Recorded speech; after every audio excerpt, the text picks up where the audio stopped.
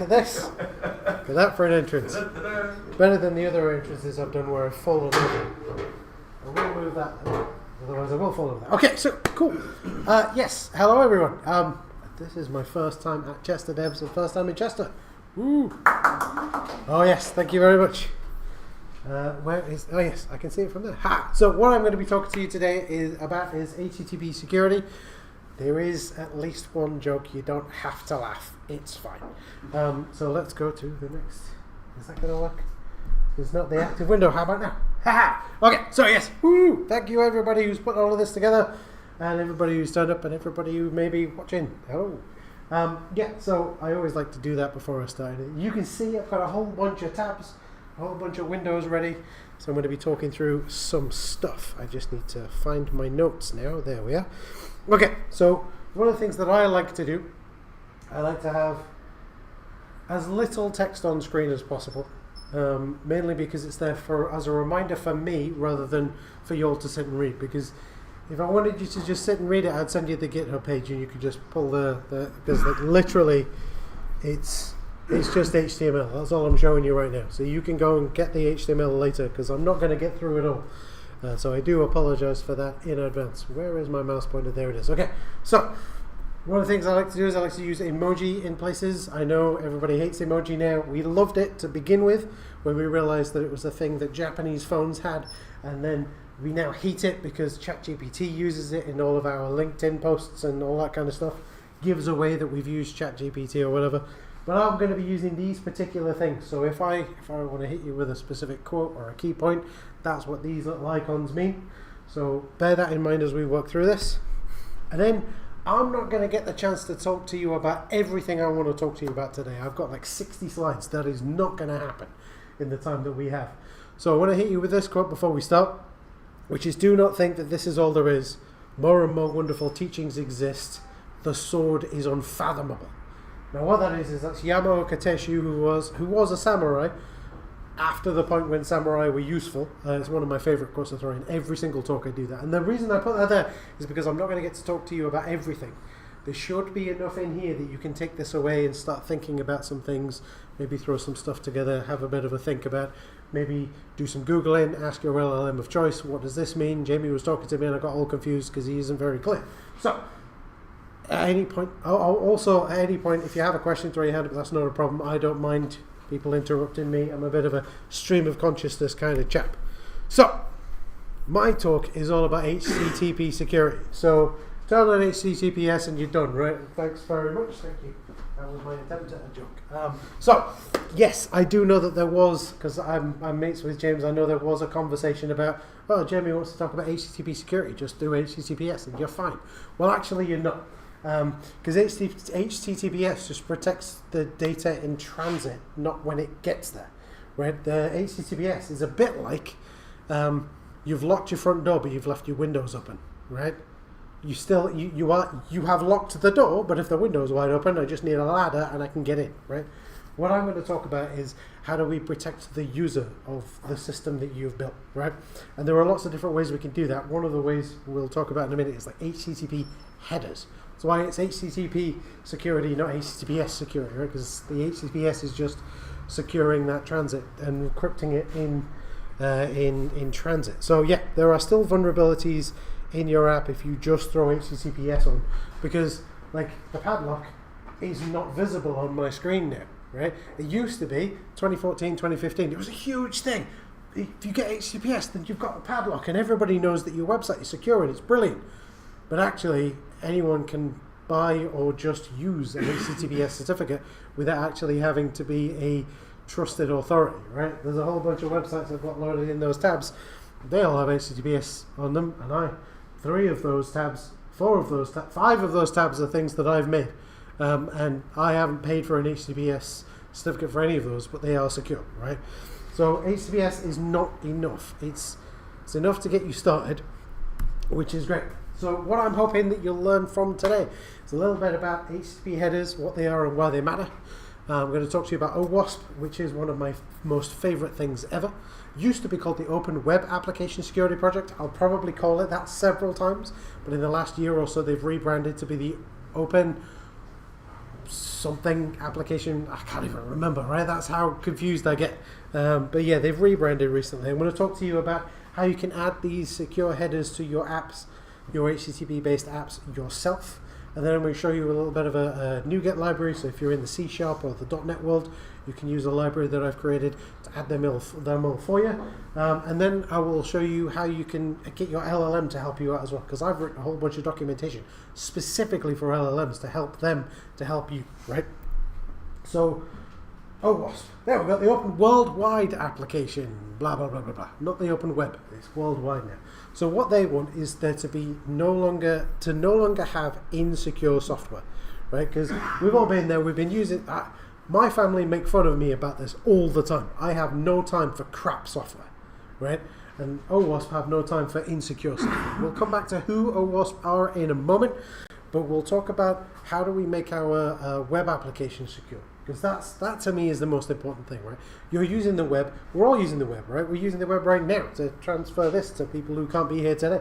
I've got a whole bunch of web technology stuff loaded on this screen. We're using the web all the time. I've got my phone here. That's doing a whole bunch of web stuff, I'm sure. Stealing all my data or whatever, because it's only an Android phone, so it's probably leaking everything to the NSA as we speak. So we need to make things more secure. And how do we do that? We make things not be insecure. That's super easy. So let's talk about HTTP headers, right? Hopefully everyone in this room has dealt with a letter in the past, because if you haven't, then my metaphor is going to fall to pieces and you're not going to understand what I'm talking about, right? In the world of web, your content is the stuff inside the envelope. The HTTP headers is the stuff written on the envelope that's not necessarily for you, but for the people who are carrying that envelope to you, right? Your address, the amount of postage that's been paid, maybe a few stamps, or maybe a sorting node, like a sorting number or something like that, right? Next time you get a package from Amazon, there's a whole bunch of barcodes on there. Each one of them is for a different department for how on the shelf to in your hands, right? Every single person has a different thing that they scan, right? And that's all that HTTP headers are, right? You've likely used you've used a whole bunch of I don't need to say you've likely used them. You have used a whole bunch of HTTP headers in the past, because they are just bits of metadata that we send back and forth from the server and the client. So for instance, if you've ever used cookies, right?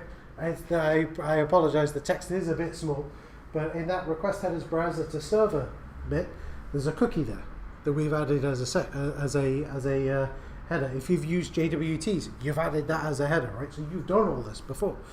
Some headers tell the server what to do, and some headers tell the browser what to do. So your request headers are browser talking to the server, hey, I do this, I want it like this, give me this information, here is who I am. And the response headers are from the server saying, okay, cool, here's your data to display to the screen, but here's how I want you to use it. Here's some information, some rules about what you can do with it. So, so I keep looking around here, and like you pointed out, there's a screen there. You just look up there and nobody has to. Long way away. It is. Yeah.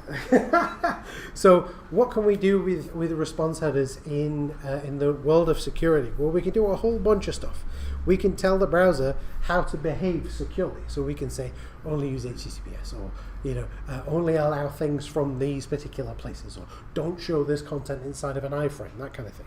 So that's what I'm kind of hoping that we can cover some of these today. Hopefully we'll have the time. I am trying to go through this at quite a clip, so I do apologize everyone. But okay, so I've talked to you a little bit about HTTP headers and all that kind of stuff. So why don't I do it myself, right? So what I'm going to do is I'm going to try and aim for that tab there. And missed completely. So this is a website that I've put together for a podcast that I host, the Modern.NET Show. If you're into .NET, do check it out. But the reason that I did this is because I opened up the DevTools, and then so in my browser, open up the DevTools, hit the Network tab, and then any of these requests, they just get me this thing. Here's this thing, right? You can't really see it that well, so maybe I can use the magnifier. This will be the first time I've ever used it on a Mac. Ah, it's my face. That's no good. We won't do that. But what you can see here is, okay. So it says here where my mouse pointer is, response headers. And it says that there's so many kilobytes of response headers, and it tells me These are the things that the server is telling my browser what it can do with this content. So for instance, we've got cache control. So we're saying only cache this for 0 seconds. Whoops. Cache this for 0 seconds, and you always must revalidate. Now that sounds really bad because that means that my server's always sending data down the pipe. But what if the website changes? It's not going to change, it's a static page. But I want the user to be able to get the most up-to-date information, right? What we can also do is we can set this really horrid thing here called the content security policy. That is the worst header ever, but it's also the best header ever. We'll get to it in a moment. All of these are just things that the server is telling the browser how to use the content on the page. So the browser is going to do its thing. It's going to render the HTML, it's going to apply a CSS, and it's going to do some JavaScript to make it interactive and stuff like that. But these things tell the browser, before you do any of that, these are the rules for using this page. So we can see here this one, strict transport security. This says, if I ever load this page over HTTP, immediately upgrade it to HTTPS for a year. That's what that number is. It's a year in seconds or something. So from this point onwards, for the next 316 million or whatever seconds, always load this with HTTPS. Never load it with HTTP. Now that you've seen the web page, never try and load it via HTTP. And so the browser, I'm in a private browser now, so when I close this instance, it's not going to follow that. But whilst I'm in that private instance, whilst that cache still exists, it will always, the browser itself will never request HTTP. Even if I tell it to go to HTTP, it will silently upgrade to HTTPS. So that's the browser being told what to do, right? So that's my website telling the browser what to do. So I'm going to try and go back to this page. There we go. Okay, so you can do that yourself. Just hit the F12, go into the network tab, click any of the requests, and you'll see the response headers. Now, all of those responses on that page were coming from my server, the server that my app runs on, right? But you might have a whole bunch of apps that have bits of content loaded from different places, and so each of those bits of content will have their own different response headers. So you can click on anything and see those. So you can see that in action yourself. But what if we could use those headers to make the user more confident in using our software, to make it more secure for them by default, right? This is the thing that I love. I love secure by default. What I hate is when I run through a tutorial for something, it's like, yeah, do this. It's horribly insecure, but it means that you get the app up and running really quickly. Well, no, give me 5 minutes of pain to get it up and running in a secure way, because then when I'm then forced to push to prod immediately, it is secure by default. I don't have to worry about, oh no, we've been hacked again or whatever because I pushed the insecure code up because it's insecure by default. I am all about secure by default. So what if we could use headers in HTTP to do things like prevent clickjacking and prevent malicious scripts from being loaded? Well, guess what? All of them will do that. All of this stuff is in the browser already. You don't have to do any. You do have to do some stuff, but you don't have to do a whole bunch of heavy lifting, right? You don't have to do any like hashing or anything of your scripts to make sure nothing malicious is being loaded. So let's go, like we talked about all of that, let's go straight back to OWASP, right? What is OWASP? Well, what do they do? If you can, definitely look into them. I don't think there's a chapter near here. I think maybe your local chapter will be Manchester, which is quite far away. But they are non-profit. They're run by security experts, and all of their stuff is free. Go to OWASP.org, which I have one of their pages loaded here, and all of their stuff is just available for free. And, right, here's the bonus bit.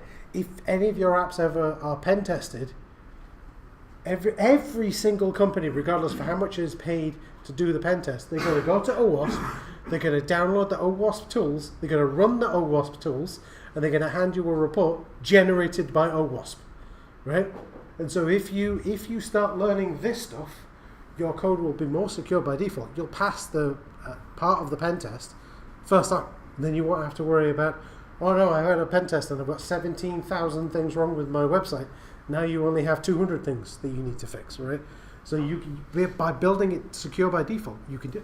But all of this is available for free, and all of the chapters have people giving way better talks than I'm giving today, and they have Like if you ever go traveling, there's chapters everywhere, so you can go and, oh, I'm in LA for a week or whatever. I'll go see it. Don't do that when you're on your holiday, right? But if you wanted to, you could, right? Because they're everywhere. These OWASP folks. Let's go back here. So that's who OWASP are.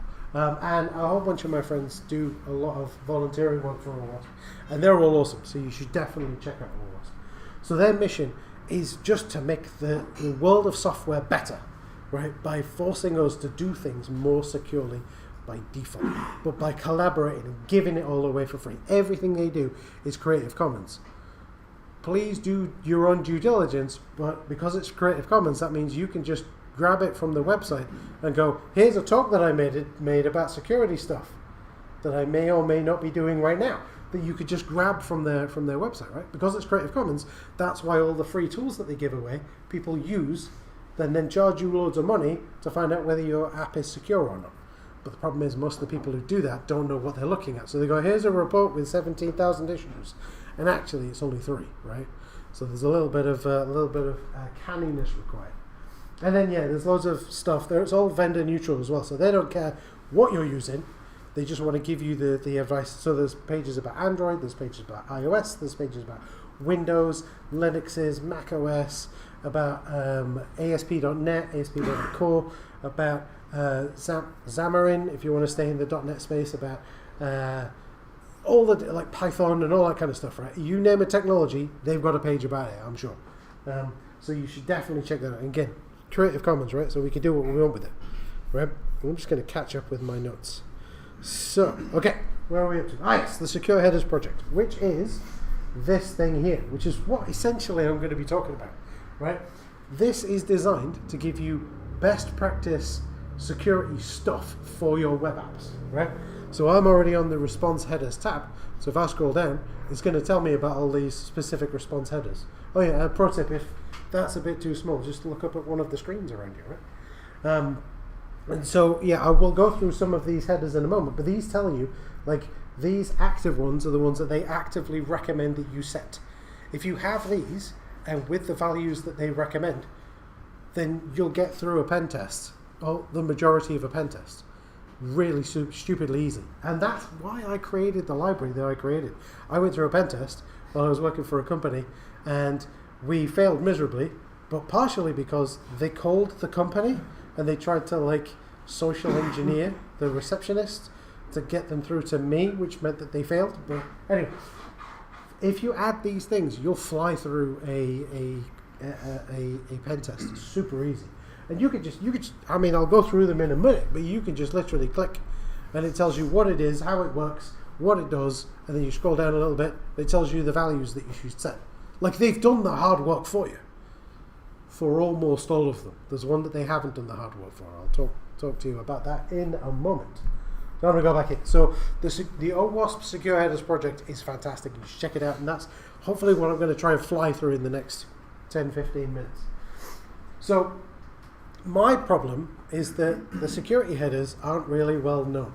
Or rather, it says that they are well known because I figure OWASP know about them. They want to tell everybody about them. But not everyone, that's only the Sith deal in absolutes, right? So a lot of devs that I talk to, when I talk to them about secure HTTP headers, they go, secure what? I've put HTTPS on my website, it's secure, right?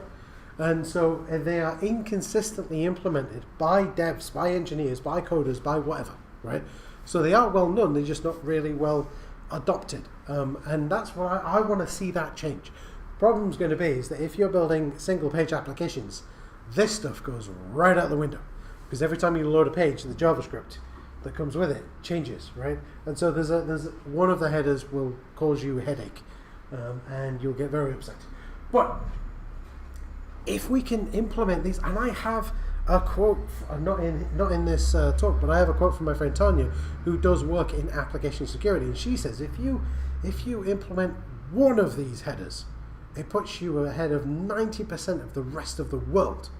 So if you can implement all of them, hey baby, you've got a super secure website, right? And here's the thing to remember. If I'm a malicious person, right, I use this example with my family all the time.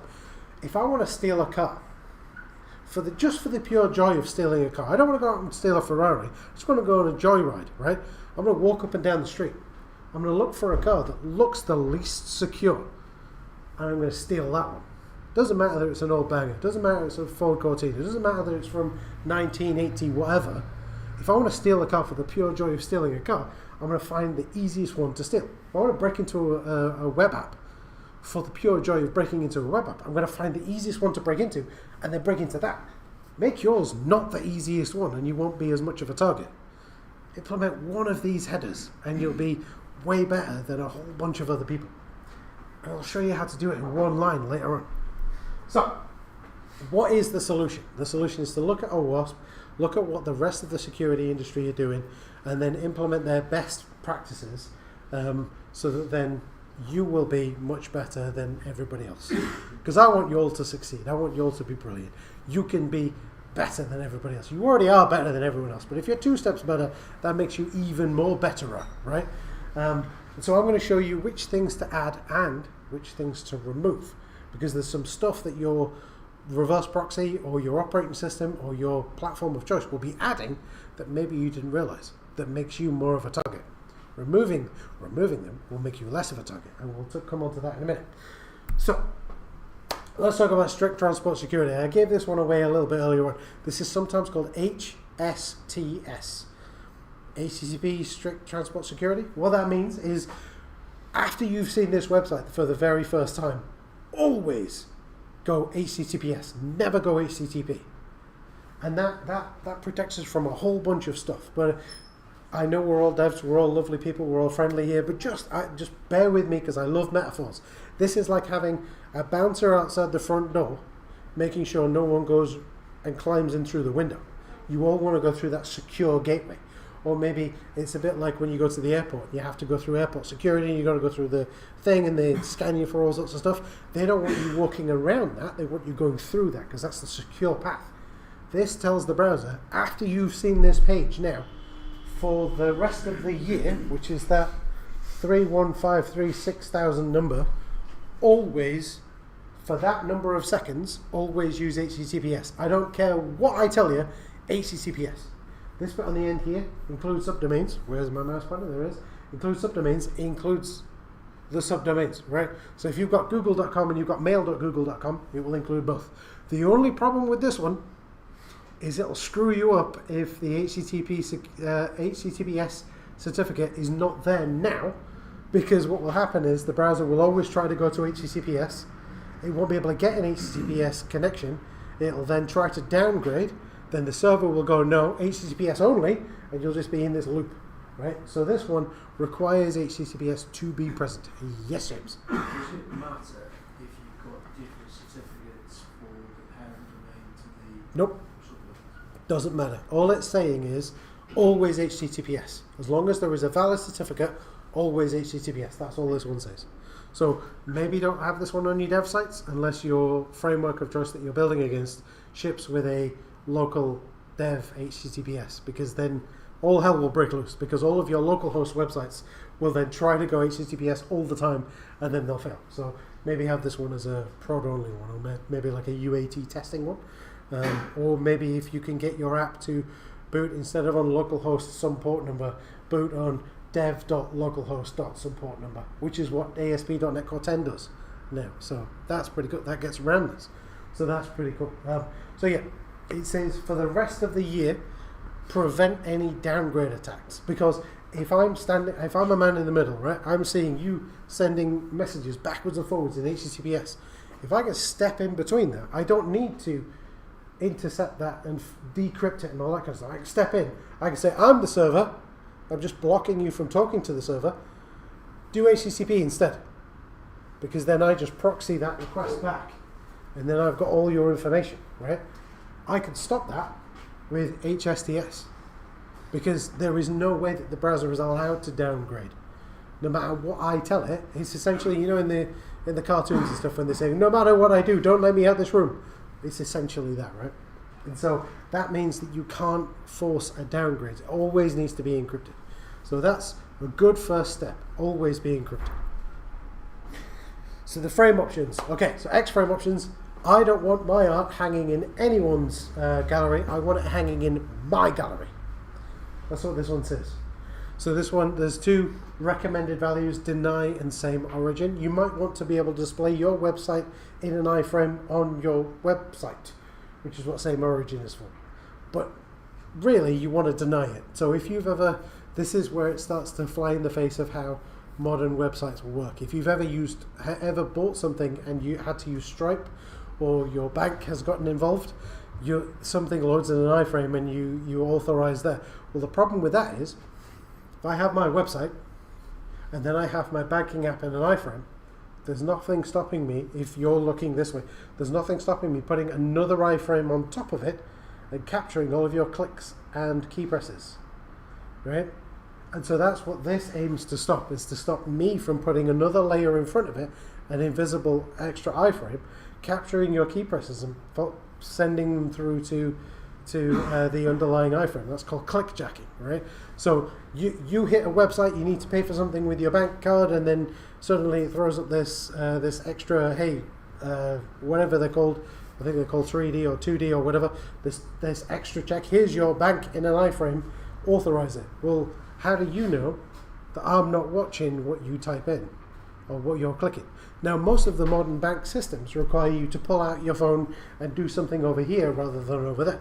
That gets around that. But what if you're with a legacy bank instead of a challenger bank or a modern bank? You need to go to that frame, you type in some stuff. You don't know whether that website is logging what you're typing, so that then maybe they can try it next time on your behalf. Who knows? That's what X-frame options does. I don't want anyone to show my content on their website on my behalf.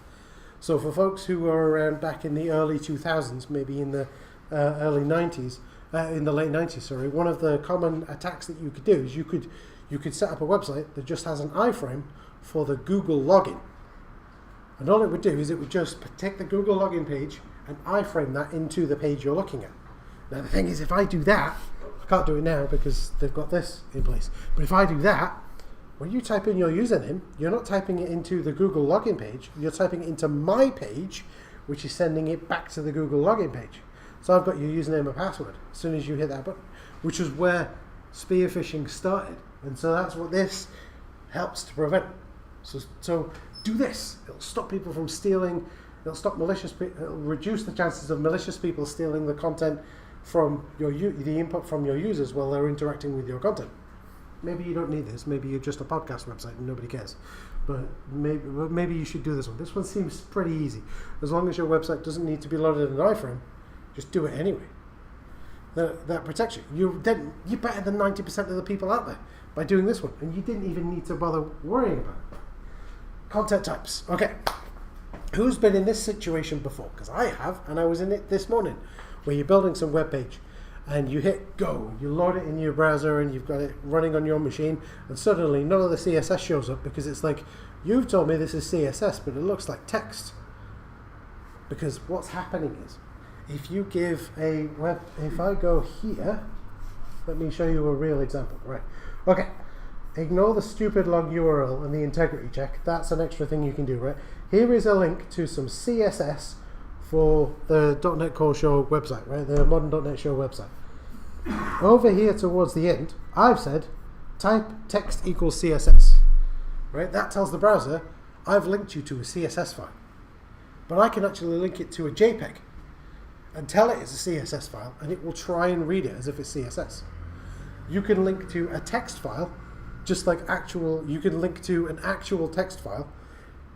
But if you tell it it's JavaScript, it will try and run that as if it is JavaScript.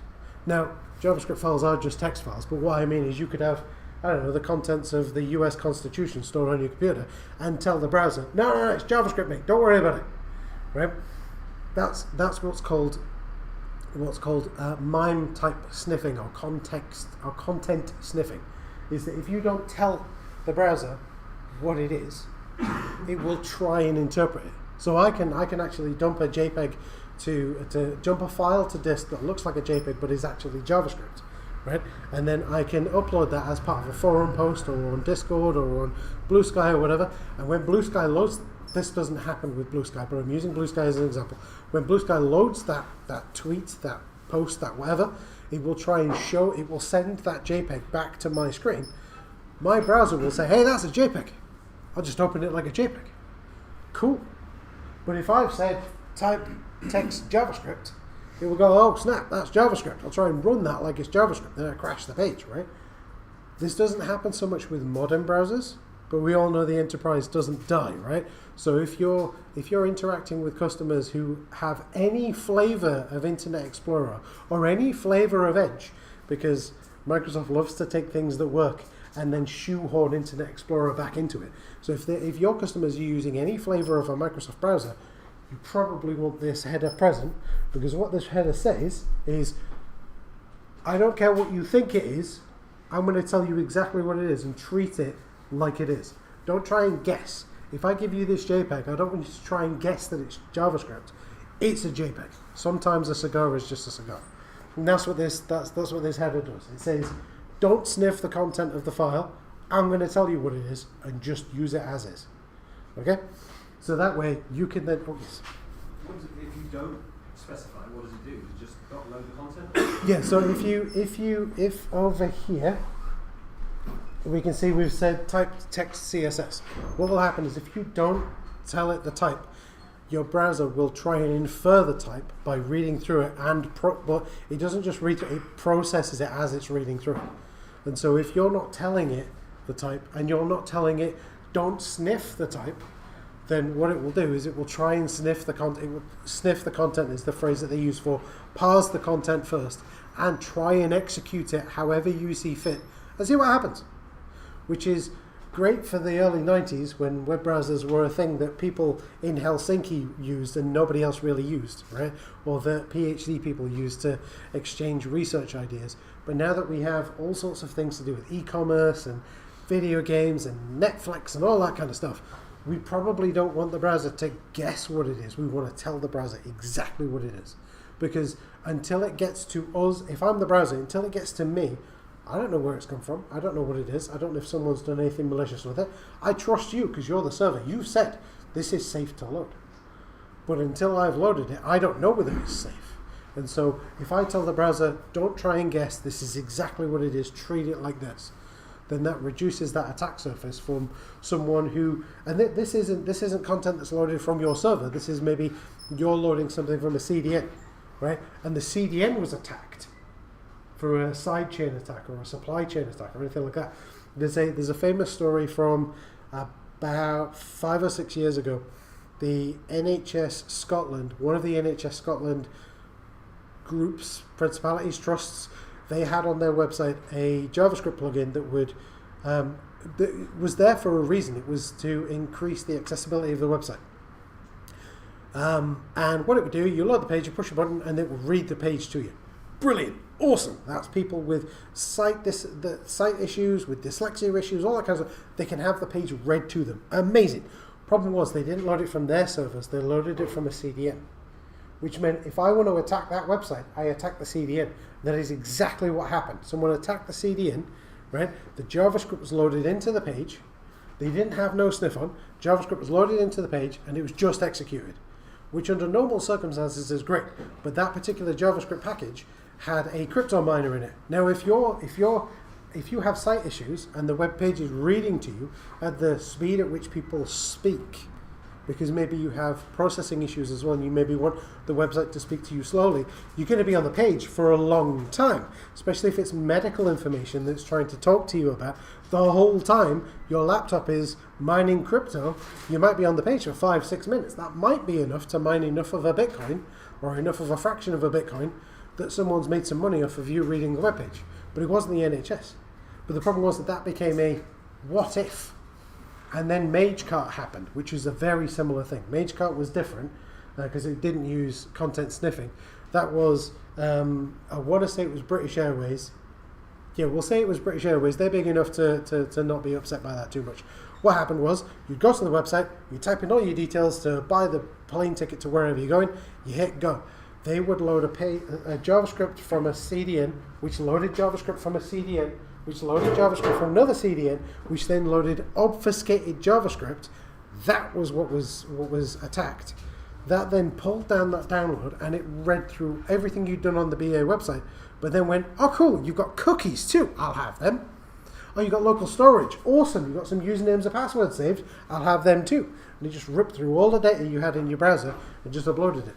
There is a way to get around that, and we'll talk about that in a minute. But that was kind of related to this, right? There's lots of different, it doesn't really, if you keep your content safe, but if you're loading from a CDN, you can't trust the CDN, right? And this is what a whole bunch of these things do. So thank you for that. That's a really good question.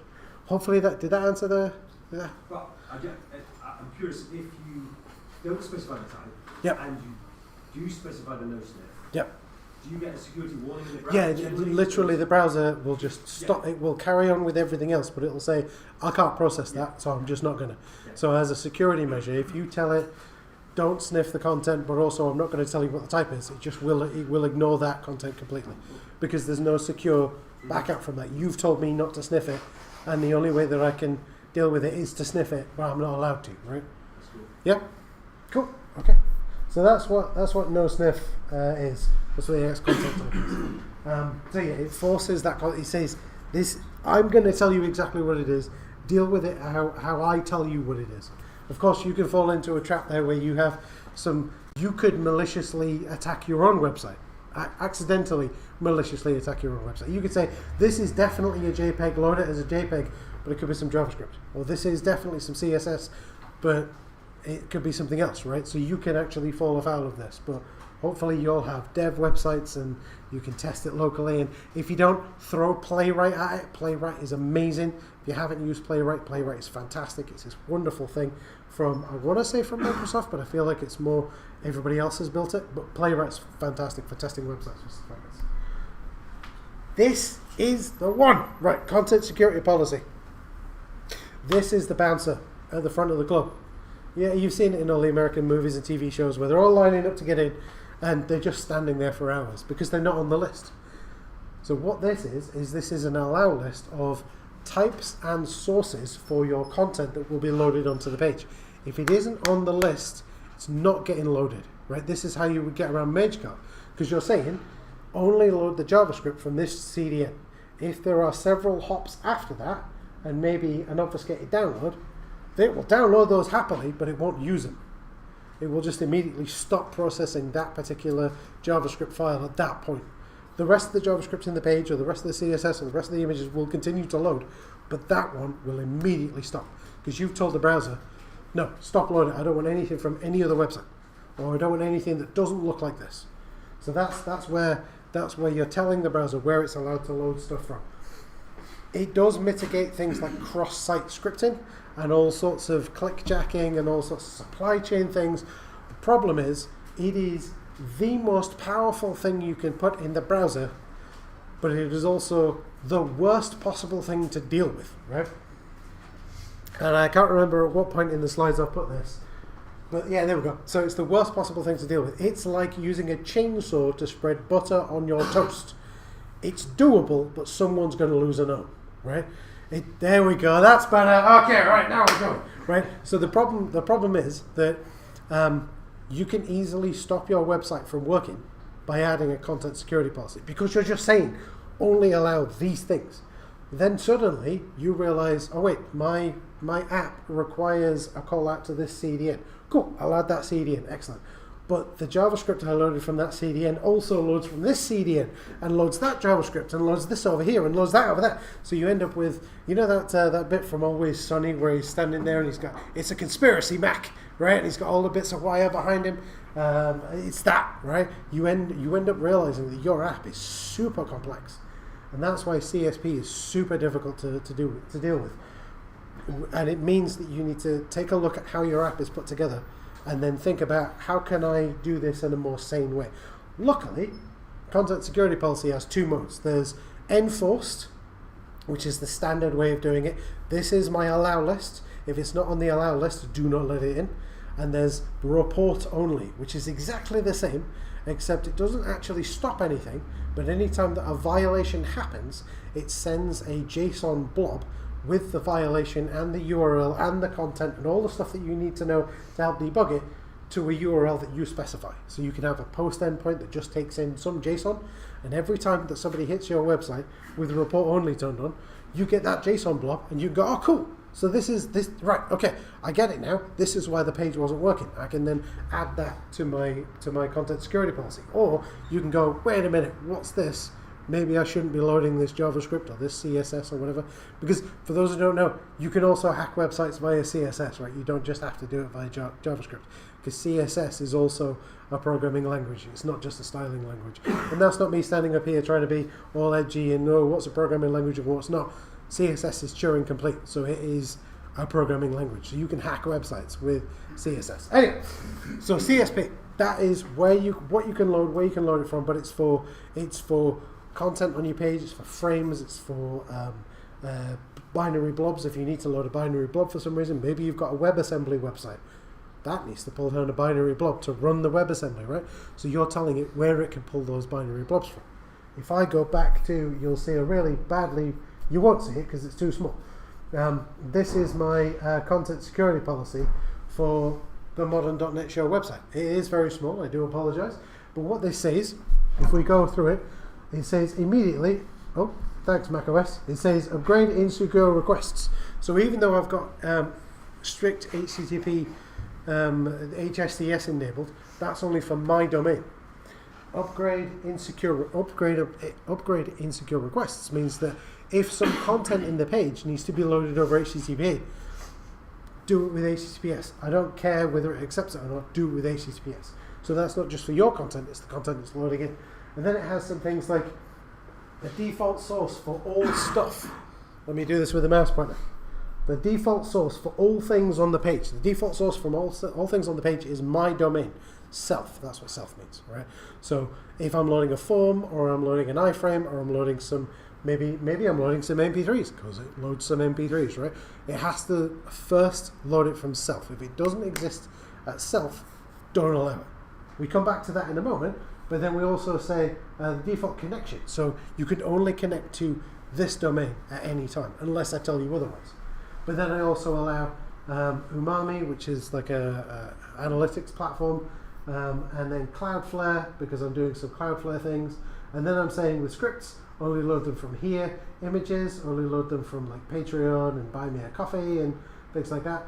Styles, only load them from here, or perhaps only load them if they match this SHA-256 hash, which is it's a really good way of protecting yourself, because if again, you can hack a website via CSS, but you can do this with JavaScript, right?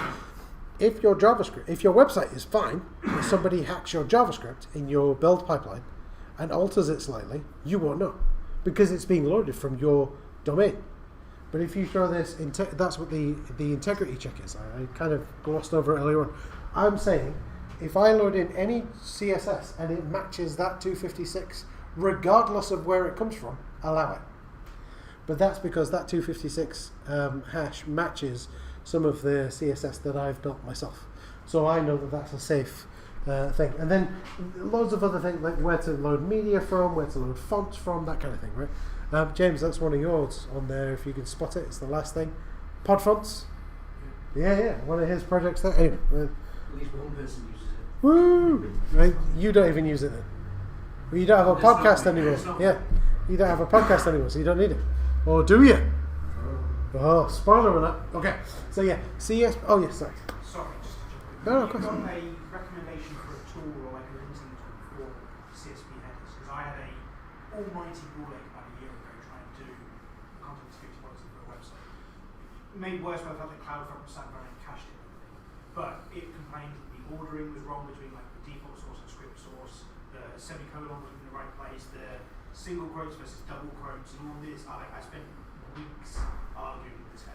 It worked in the end, but is there a handy tool that I can like paste it in and you go, yeah, that's fine. So there's a couple. There's one by my mate Paul Seal from codeshare.co.uk. I had to say it exactly like that, James. It's someone that James and I both know.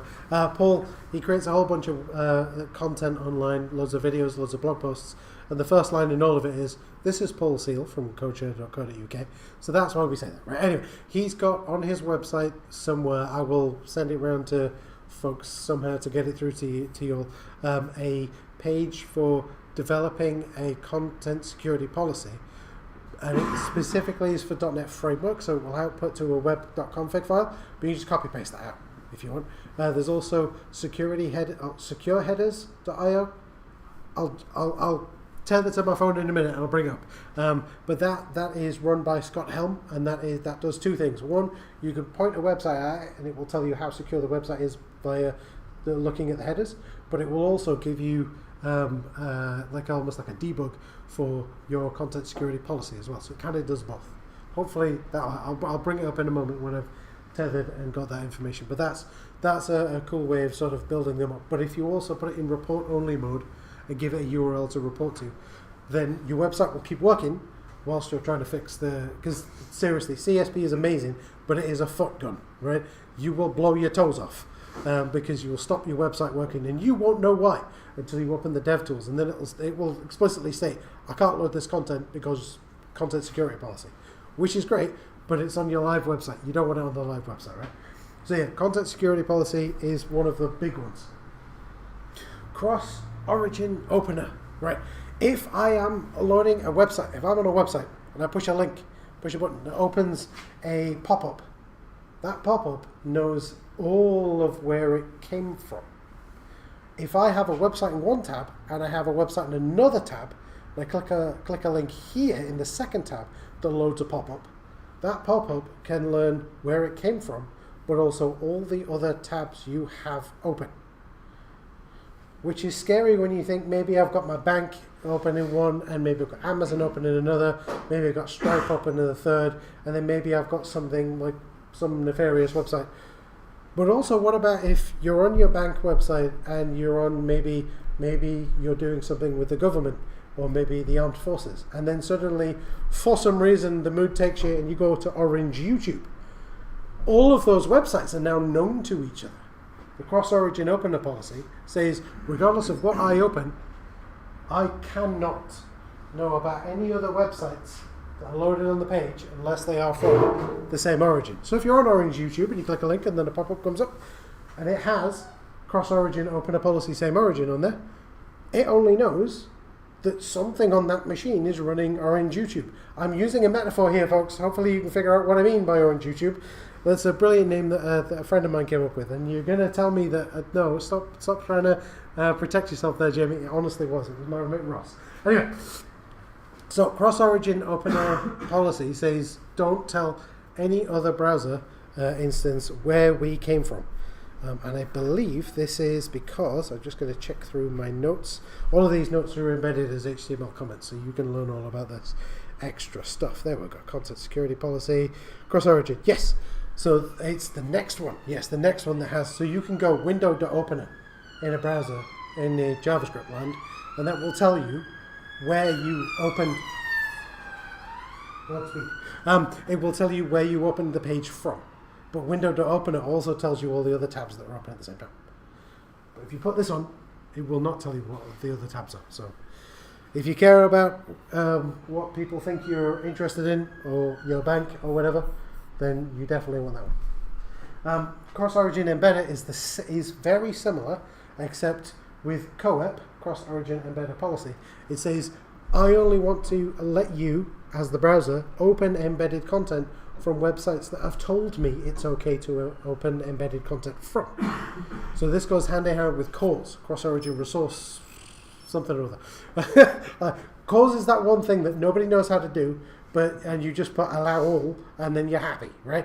But it's to do with if you're loading something from a different origin, you need to get permission from the other origin to load it into this page, right?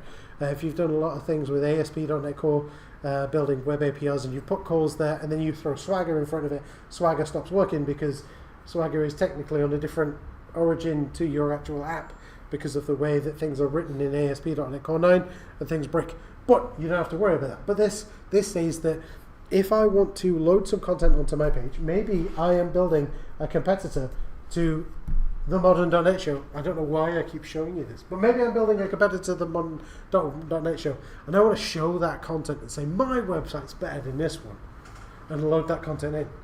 If the modern.NET show website has a COEP header on it, a cross-origin embedder policy on it, that says only allow my content to be embedded on bbc.co.uk because I want the BBC to write about it, not on Jamie's competitor modern website thing that is showing this off. It will not allow that content to be shown. This is kind of like the X-frame origins, the X-frame options header, except it's for all the content on the page. So I can just grab the URL for that logo and put it on another website. But because I've got a co-op header on this one, it won't load over there because it's not allowed to. So they'll just get the square box or the question mark on it because it's not allowed to be loaded, and then they'll be left scratching their heads and wondering why my website's better. So why does it not load this content? So that's what cross origin. I'm trying to get through these really quickly because it's important to show you how terrible it is to actually implement these in .NET or any other system. The referrer policy says that when I go from one website to another, right, by default, your browser will send a header with that. So you will load bbc.co.uk, you go, cool, I've read through bbc.co.uk, now I'm going to go to Facebook. When you go to Facebook from that same browser instance, Facebook will be told you came from bbc.co.uk, which is one of the many ways that they can track you if you don't want to be tracked, right? And what happens is when you load the facebook.co.uk, facebook.com, facebook.com will receive an HTTP header with the word referrer in it, and the referrer will be misspelled. That's spelled correctly, but referrer in the HTTP header, in the HTTP spec, is spelled incorrectly. It's only got 3 R's in it. The real one has 4 in it. But Facebook will know you came from bbc.co.uk. So if you say strict origin and cross origin, what that means is if I'm going from bbc.co.uk to facebook.com, all I want is bbc.co.uk. I don't want / this really interesting story with a whole bunch of things and then the query string on the end. So if you don't put that, right, all of that comes with it. So let's say that doesn't sound really bad, Jamie, but what if you're on a website, you're on a forgotten password page, and for some reason they do the whole thing, click the magic link, and then you can reset your password. That reset password comes with a query string that tells it this is a short-term token to help you reset your password. Cool, awesome, I reset my password. What if that page doesn't do a full page refresh, but it says, cool, your website's refreshed. And now I go, awesome, I can now log in, but I'll do that later. I'll go to facebook.com. Facebook.com, if I don't have a referrer policy on my whatever website you've just been on, will get the entire URL come with it. So that short-term token for resetting your password has just gone to Facebook.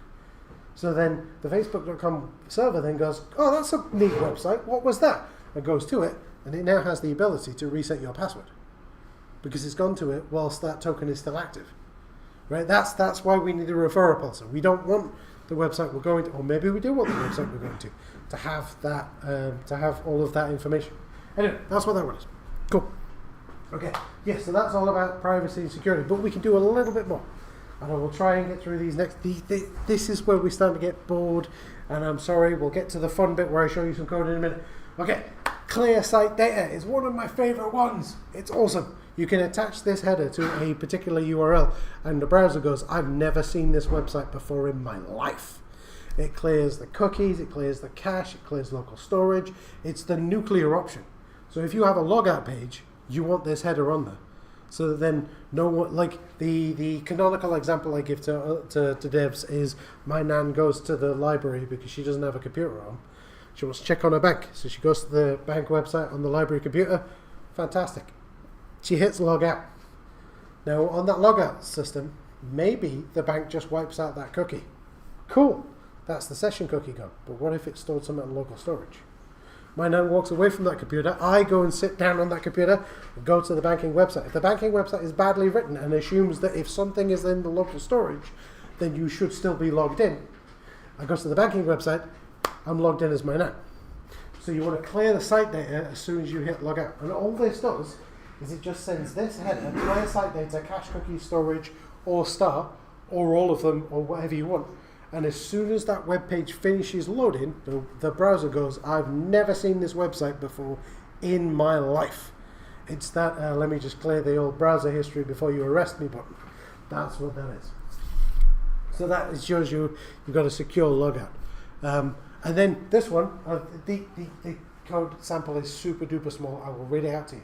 When you load a website, most of the time you'll have something like a header that says server, and it will say the server version. and maybe even the operating system version. Then it might even say X powered by, or X server, or X served by, or something like X generated by. Then it will list the version of the software that is running on the website that provides your website out to the world. So in a .NET world, that might be server IIS Windows 2025, 2026, or it might be server Linux 6.10 or whatever, brackets Ubuntu. If I can see that, I know what your server is. So I don't need to start attacking it with generic attacks from Metasploit or from KaliOS. I can go, this website runs this particular version of this particular operating system, and some of them even have build numbers in it.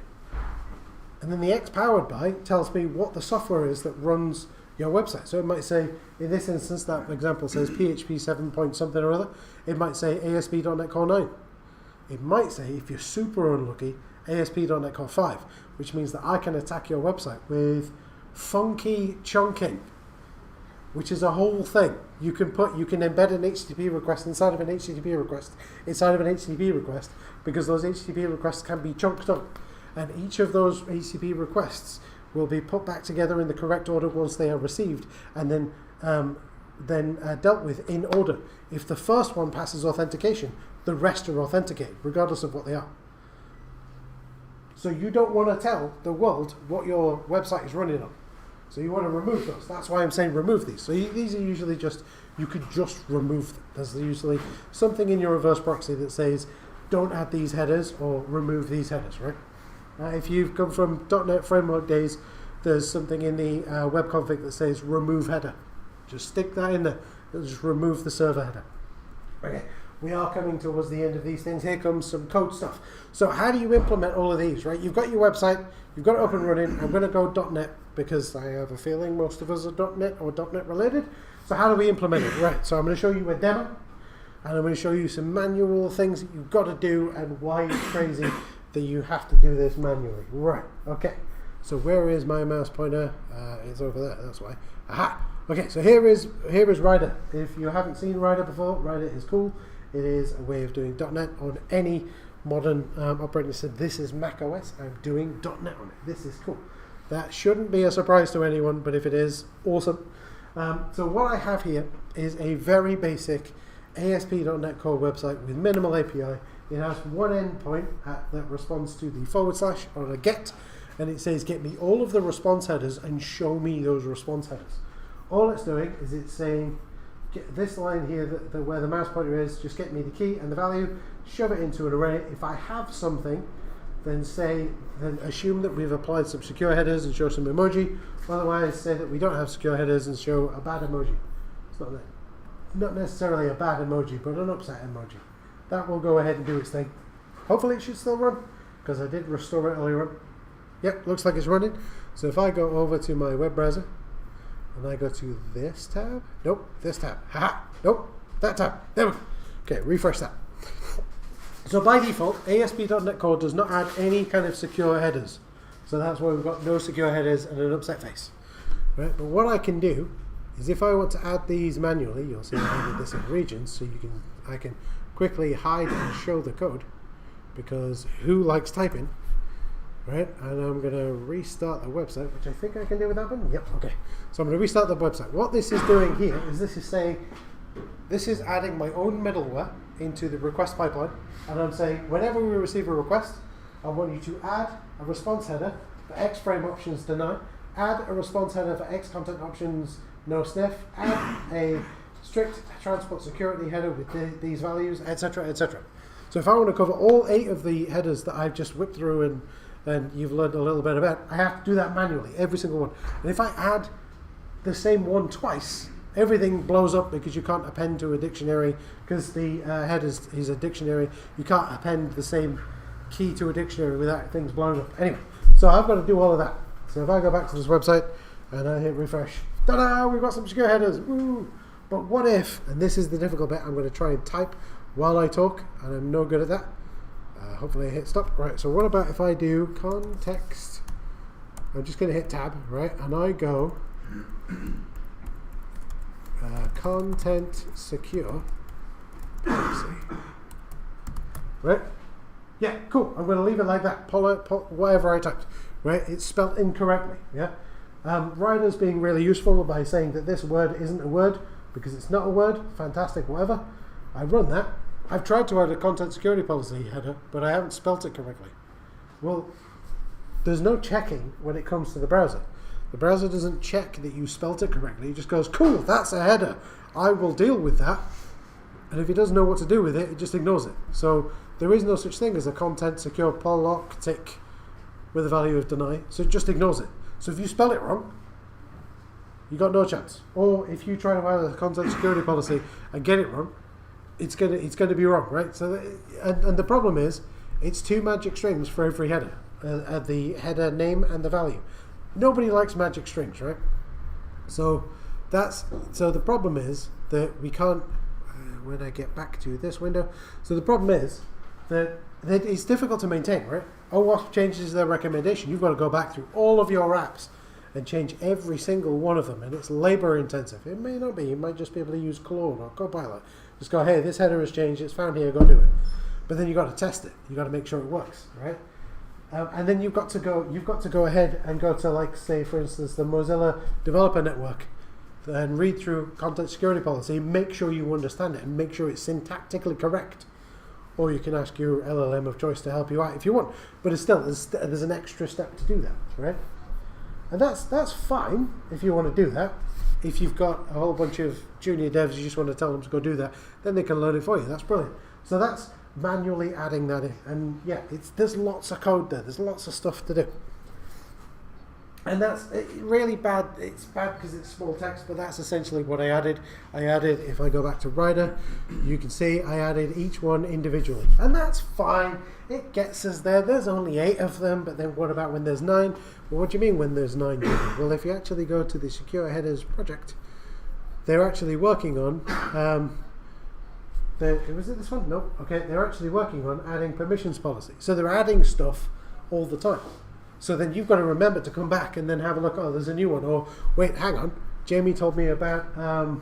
He didn't tell me about feature policy because feature policy has been deprecated. He didn't tell me about XXSS protection because that's now built into the browser. So you've got to remember to come back here and check it every so often. And we all know none of us have time, right? This is why things are still running .NET Framework 2 in the real world, or why old versions of React are still running live, right? So there's no time to keep up on this. So what in the heck should we do? Well, guess what? So yeah, loads of different typos. I didn't even talk about, well, I can't even talk about typos. There's no validation, there's no type safety. You could just type a number in. As long as it's a string, .NET will take that and go, yeah, cool, whatever, right? There's got to be another way. And there is. And I made it. Well, I'm not the only one who's made it, but I've made a NuGet package called OwaspHeaders.Core. You can add this to your ASP.NET Core website as long as it's running a supported by Microsoft version of ASP.NET Core. So that at the minute, that's ASP.NET Core 8, 9, or 10. The previous versions were supported until Microsoft dropped support, and I figured if they're not going to support it, I can't take up that. So if you're running a in-support version of ASP.NET Core, you can add this. But there are other libraries, and there are other libraries for other things. So if you're a JavaScript developer, or if you're maybe you're just doing everything in C because you're hardcore, right? There are libraries for that too, right? There's libraries for Go, there's libraries for Rust, there's libraries for all sorts, right?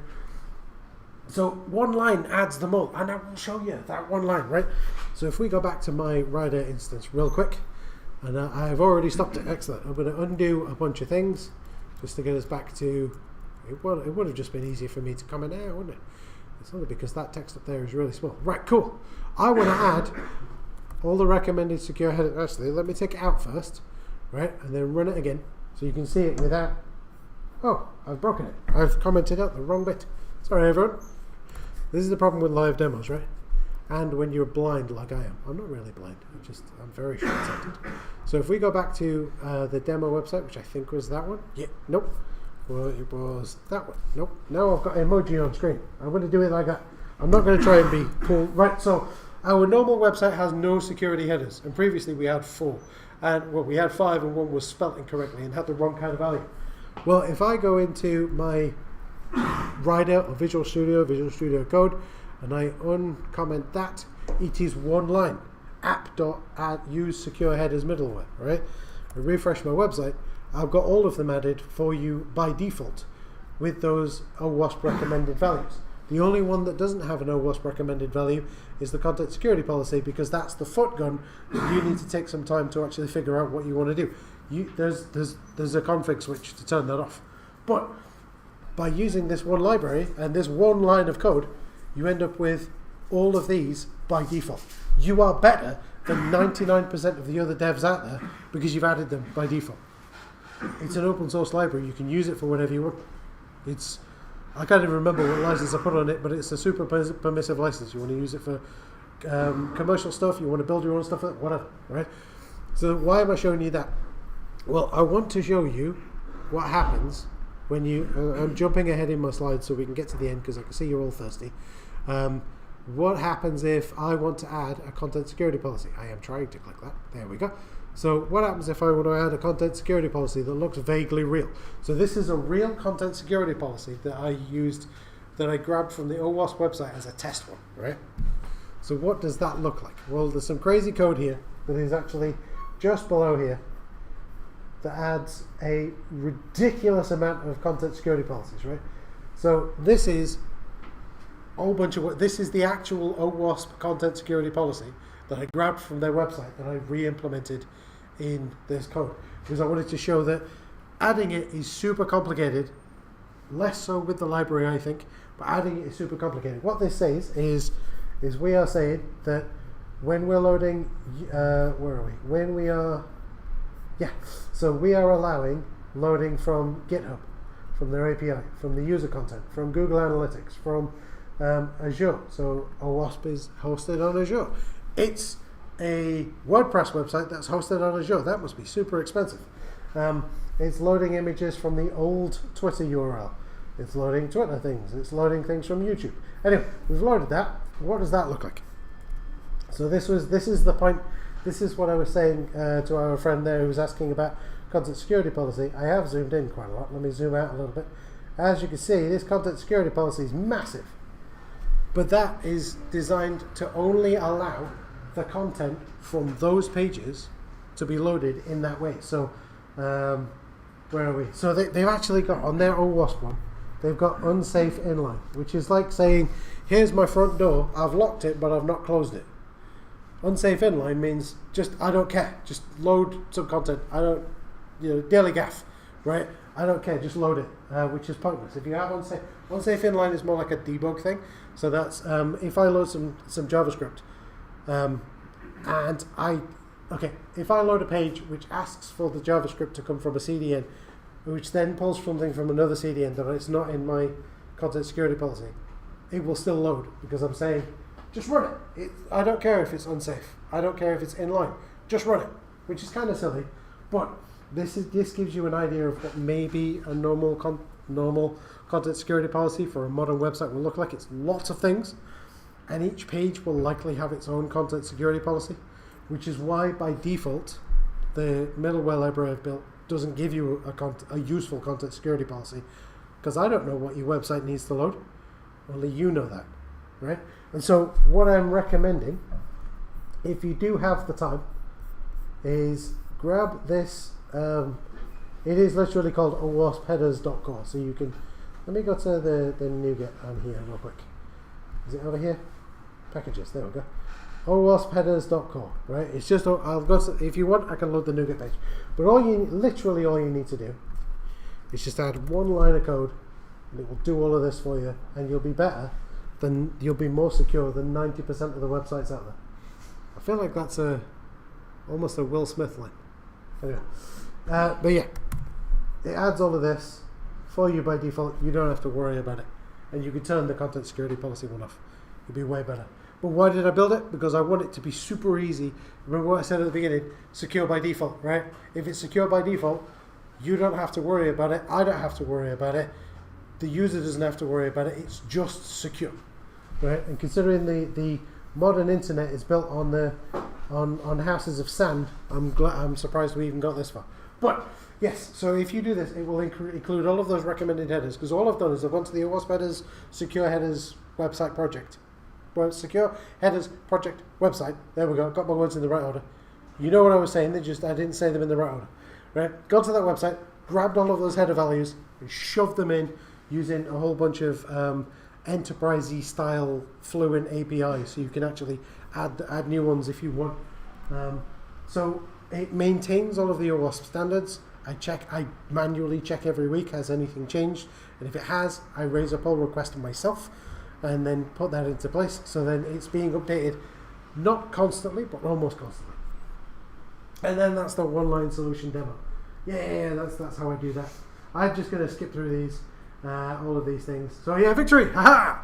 But what about if you want to add it and you don't want to do that? You want to get your LLM to do it. Well, guess what? I've already done that too.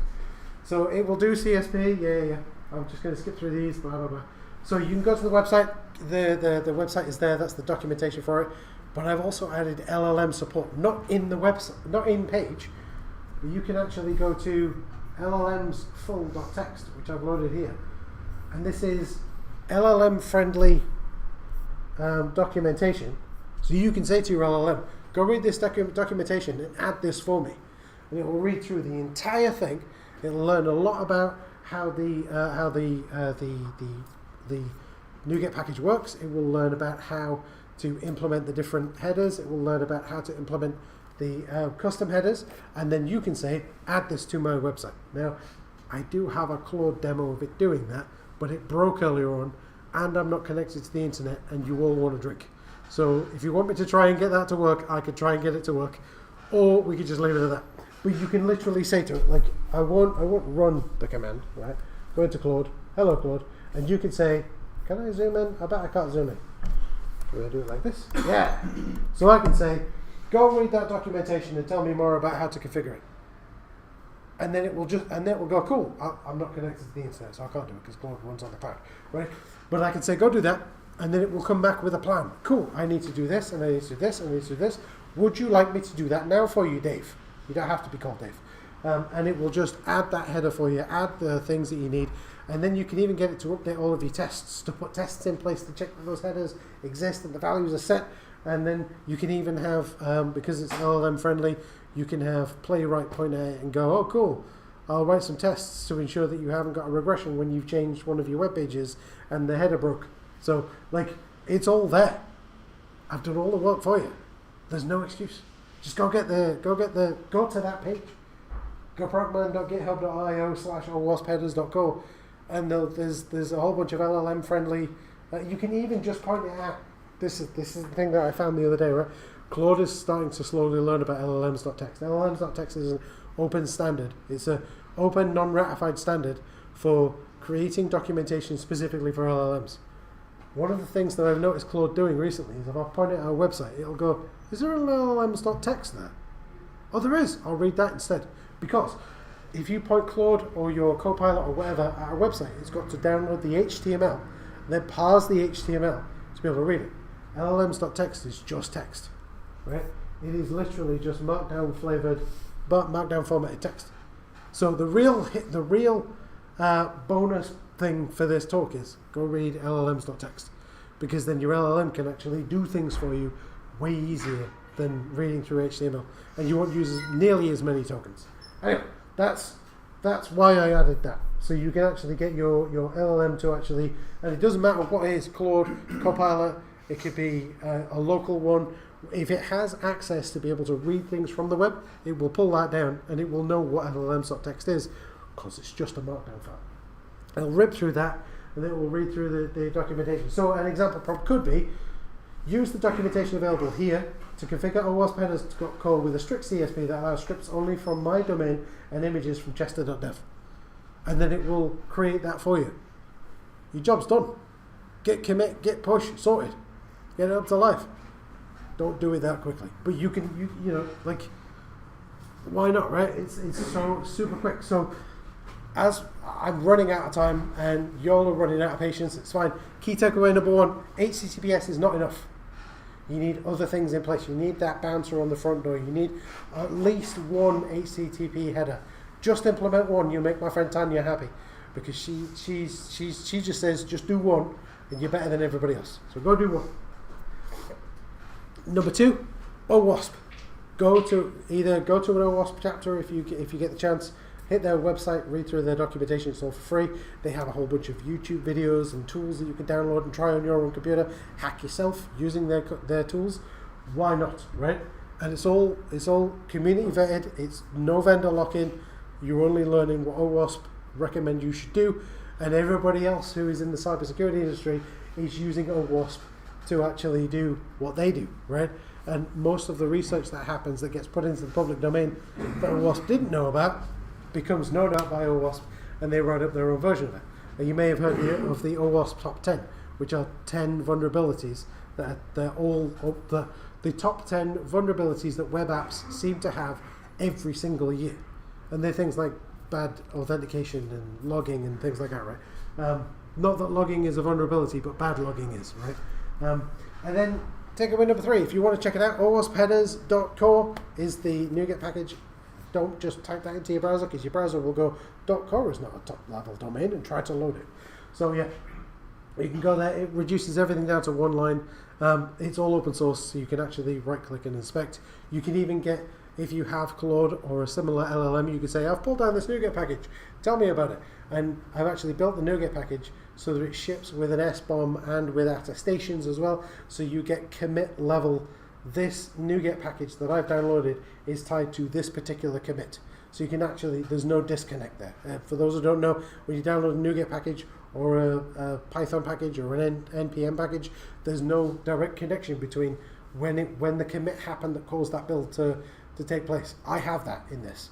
So you can actually tie it back to an individual commit. So you can know whether it's been touched, whether it's been altered, rather, between it going up to NuGet and you downloading it, right? So I've already done all that hard work for you. And then step number 4, it's super easy to do. Just one line if you're in .NET land and you want to do it. Otherwise, all of the headers I've shown you are just plain text. So you can add it in NPM land, in Python land, in Go, in Rust, whatever you use, Ruby, whatever. And if you're not sure how to do it, just ask your LLM of choice. Hey, I want to add these security headers, but I don't know how to do it. Here's the OWASP Secure Headers project. Go ahead and add these headers for me. Ta-da! And it will just do it. You need to vet it, but it will just do it. And that's it. That's all I got to say about that. And I can see at least 3 of you going, thank goodness for that. But yes, so goprogman.github.io/OWASPHeaders.Core if you want to go read up about how to use it. I am on Blue Sky as I think it's at goprogman.com, not at goprogman. And if you want to learn about how I do contracting and CTO stuff, that's rjjsoftware.co.uk. That's my company. So there we go. Thank you all so very much for putting up with me talking at you. Thank you. I hope that was useful. Got a comment from YouTube saying you rock. Oh, thank you very much. Yeah, that's good. Thank you very much, YouTube person. I have a feeling I know who that was. Was it orange YouTube? Not this time. The red one, man. Yes, at the back. Do you think there's a case for, I mean, obviously you're managing headers for the application itself. Like we for ours, like we have like loads of Cracker websites, and so what we used to do is we would have like say IAS manage some global headers across like loads of them. Do you think there's a bit of an advantage to like what you're doing until we have like, the headers like per application, as opposed to like say like setting some global headers in IAS that come over like really fast? Okay, yeah, so for the benefit of YouTube, because I'm sitting right on top of the microphone, I believe, and please correct me if I'm wrong, the question is there a benefit to doing per application headers versus one set of headers to rule them all, like you're hosting? You use the example of IAS, but it can be anything else, right? Nginx or whatever. I think that that there is an advantage at the per application level if you aren't applying the same headers to every single application.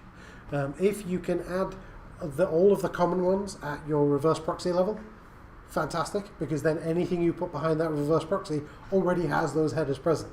The one that's going to cause you problems is that content security policy, the chainsaw where you're spreading butter on your toast with, or the foot gun, because that may have to be specific for every single page.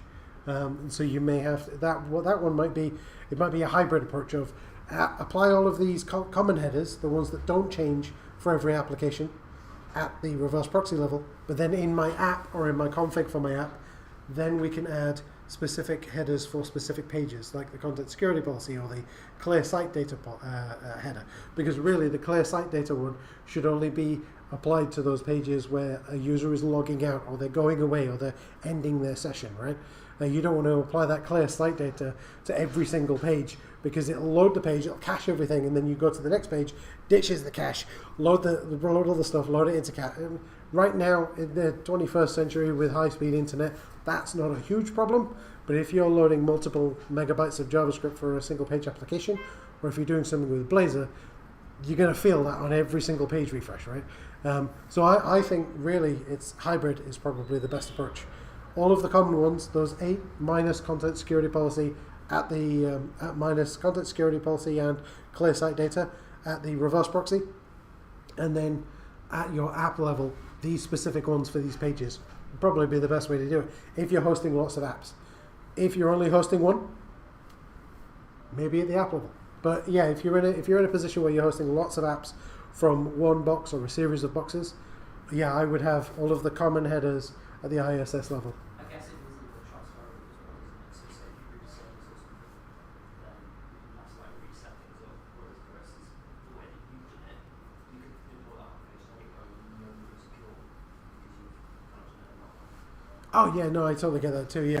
Yeah, so transferring them over to maybe different. Yeah, I agree with you completely.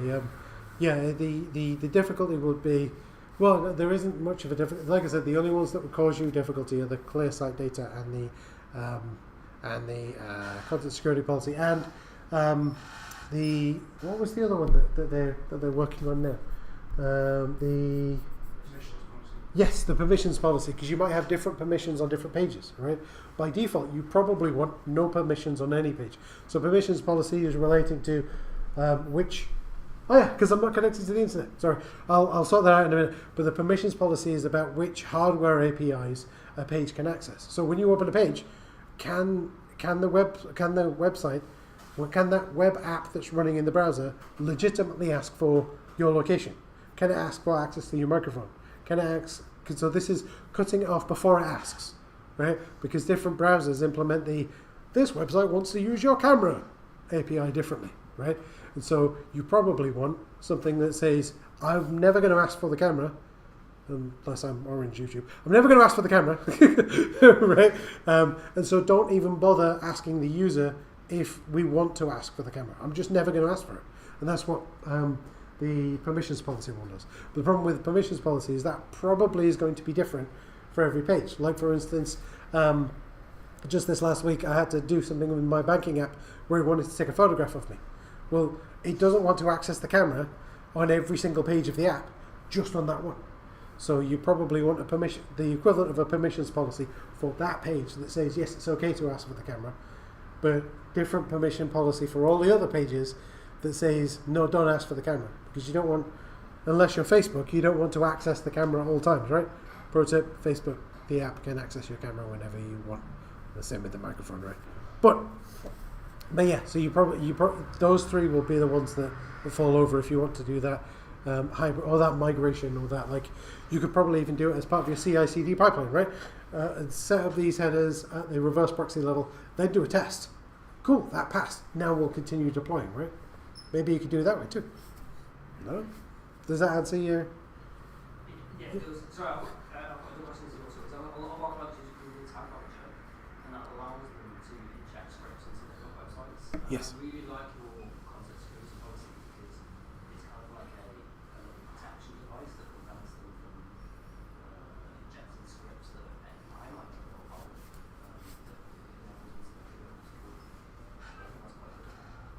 Could you that last part again?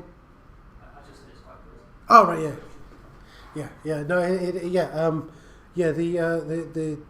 the problem with, again, the problem with the content security policy is awesome, but as soon as you start needing to inject arbitrary JavaScript or content into a page, all bets are off because it will just block everything.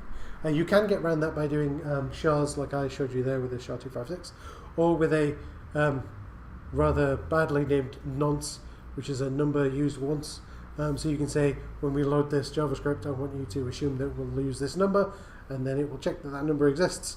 Cool, that will work. But then it gets a bit difficult if you're injecting several different. It's complex, but that's where the unsafe eval and unsafe inline comes in. So yeah, we're good. Oh, James, yes. So there's a couple of different types of policies: server-side policies and browser-side policies, right? If I've implemented all of the latest and greatest headers, and I'm in a corporate situation where I'm forced to use Internet Explorer 4, and it doesn't know what half of these are, Yes. am I still vulnerable?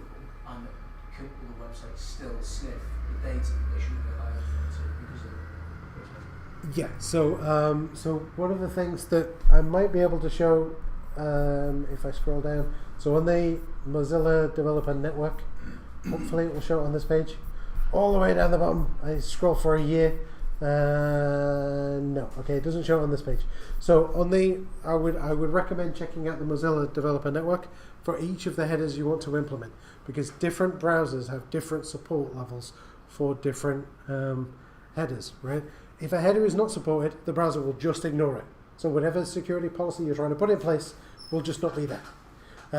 It's a really good question, James. Thank you, because I didn't cover that. So yeah, if the browser doesn't support that particular HTTP header, just ignore it. Just whatever, and it will just continue on its merry way and continue to allow whatever was happening on the page to happen on the page. But if it is supported, then the browser will step in and go, right, you've told me. It's kind of like how I keep talking about Claude, right? But it's kind of like your own LLMs. You've got your agents.md file. You tell it what it can and can't do. Right? That's what these things do. But if it doesn't support that header, it will just ignore it. It's not like it will make your website blow up if you put in a. So let me go back here, right? Actually, and show you this, right? So when I did, I know I'm wittering on quite a lot now, so I do apologize. Please just tell me to shut up, otherwise I'll keep talking forever, right? I can add one here. Context.response.jamie, right? Cool, we're going to deny Jamie, right? Awesome. That is running, and we're going to go back here. We're going to go over to there. Yep, no, we're going to go to, which one was it? Oh, it was this one. Yep, sorry, yes, thank you. Right? It's the browser saying, cool, the header called Jamie has been denied. You don't know what to do with it, so it just goes, cool, yeah, whatever, fam. Because that's how headers have to work, because any of these that start with X are extension headers. They're ones that weren't originally in the HTTP spec, right? All of the others have been ratified and added in. These ones with X at the beginning are just, because you can add whatever header you want, right? There's one for Terry Pratchett, right? There's one for when you add a JOT token, a JWT, to a website. That's not really a standard compliant HTTP header, because it's not been ratified by the W3C group as this is a HTTP header that all browsers must implement. And so you will end up in situations with things like the Samsung browser on Android phones probably doesn't support all of them. If I was connected to the web, I'd be able to show you the MDN page where it shows you all of the headers and which browsers support them in which versions, because some of them aren't supported. Content security policy is one of the ones that is very widely supported because folks want to make their apps secure. But anything with an X in front of it probably isn't supported by older browsers. If you're in a situation where you have to use Internet Explorer or Edge, probably all bets are off, because it's Internet Explorer, right? It eats babies. It doesn't really. I'll probably get in trouble with Microsoft for that. But yeah, so absolutely right. You need to be careful about the browsers that your users are using. So you probably need something like Google Analytics or something like that to tell you which browsers are in use by which users.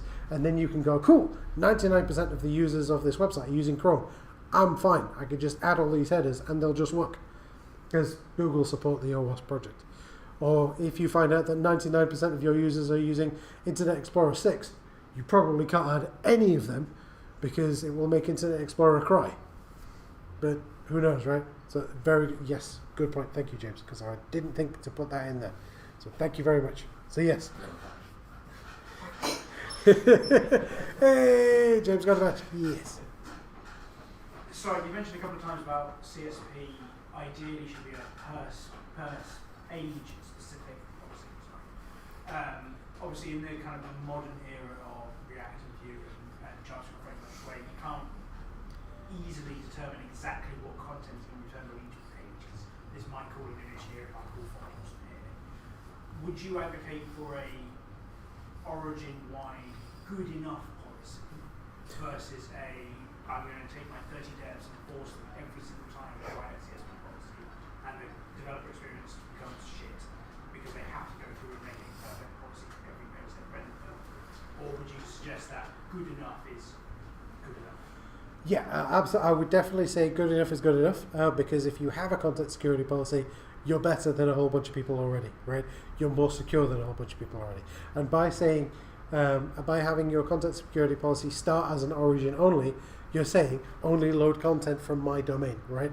Yeah, you may need to add something for a CDN here, there, and everywhere, but starting there is probably that's why the default version of the content security policy added by OwaspHeaders.Core is default source self, right?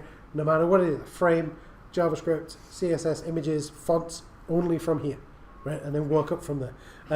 But there are also node libraries that will do, you know, you could do server-side rendering. It will do server-side rendering in like Next.js or Nuxt. I always get Next and Nuxt wrong around. It's probably just me being weird. But anyway, do the server-side React rendering and then figure out what the base level of the content security policy should be, adds that, and then when it ships over to the page, you've then at least got the basis covered. So you can actually do that. There's a way to do that. And is that done dynamically on each request? Sorry. Yeah. So it's not done. Yeah, it's not done automatically for you. You have to do some stuff to get. I'm not a React guy, but I know that. Yeah, you need to put some middleware in place, and it will do that for you when it does that. Like you said, that compile, that server-side rendering, it will do that for you for that page. But the problem then becomes, like you said, I then log in and it pulls my avatar from some other website. Avatar breaks, right? But then you can put something in place that maybe you're okay with just loading images from elsewhere. The whole thing with security, especially with web security, is like you said, good enough is good enough, but also it's a compromise. If I lock down my app and make it as secure as it should be, that technically means I take my laptop, I seal it in concrete, and I throw it in the ocean, right? That's the securest laptop there is. So there's a compromise between no security and throwing my laptop in the river, right? Where does your app stand? You can spend thousands and thousands and thousands of pounds in making your app super duper secure, but if all it's doing is streaming cat videos, is it worth putting in all that effort? It would be worth putting in a little bit of effort, but it's figuring out where it lies on that continuum of how much effort is requisite for my app, right? And that's the difficult bit, is going way off topic, but when you get a little bit of advice for when you have pen tests done, you will get given pen test results for like, your website also runs on a Linux server, and this particular version of Linux is vulnerable to this particular attack, which if your website is running Nginx and running PHP, but it's not, it's running in Docker and it's running a .NET web app, but it will still flag it as a potential vulnerability. And because if you are running those bits of tech stack, it's a high vulnerability, it gets a 7 or an 8, right? Whereas actually it's a 0 for you because your app doesn't run those technologies. So all of security is about looking at the context. What is it that this thing actually means, and how much effort do I need to put in to protect me, or protect the user, or to protect the business? And from a business point of view, is it worth that much?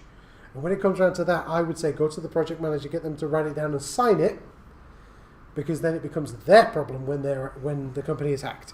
Right? Transfer of responsibility sheet. That's what you want. You might have to be a contractor to have the political swing to do that, but that's something you should look into as well. When you are told, no, it's fine, don't worry about security, we've got this. Can I have that in writing, please? And are you willing to sign that? Oh, well, you do want me to put in security in place then. Okay, I'll go put the security in place then. Because me saying, oh, the project manager says don't put the security in place, doesn't have the same heft as a piece of paper signed by the project manager saying don't put security in place. But does all of that make sense? I went on a whole bunch of tangents there, and I feel like I've talked for about 4 hours. It was good. Everybody happy? Woo! All right. Thank you all so much for bearing with me and listening to me waffle on about stuff that I'm super excited about. And I hope it wasn't too boring. Thank you very much.